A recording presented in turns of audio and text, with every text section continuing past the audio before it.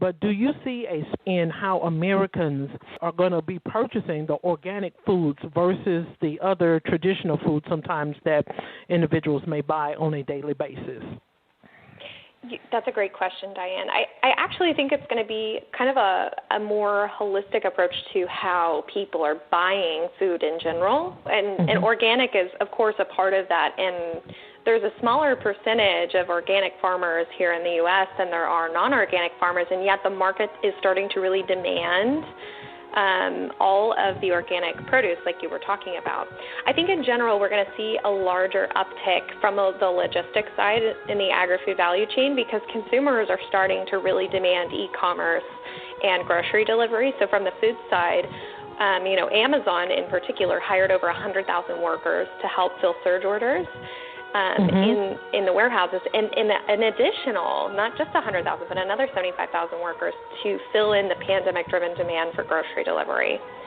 So projections last year that were for this year pre-COVID for the growth of the food and beverage e-commerce sales were set to be about 24%, which equates to $32 billion this year. And that was all before the pandemic. So this pandemic is going to definitely drive a fundamental shift towards online grocery delivery, becoming a very permanent part of our everyday lives. And consumers are starting to demand healthier and a more transparent food system. So I think the demand for the food is there, and the demand for us to have a nutritious diet is there. How important is it for organic foods versus the regular food that we purchase in your perspective?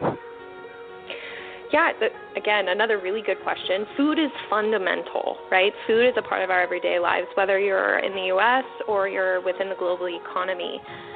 Farmers markets and shopping local is not only going to support your local economy, but also provide a closer connection of the consumer to the farmers that provide the food that they eat. And understanding where your food comes from is another huge trend in the agri-food industry.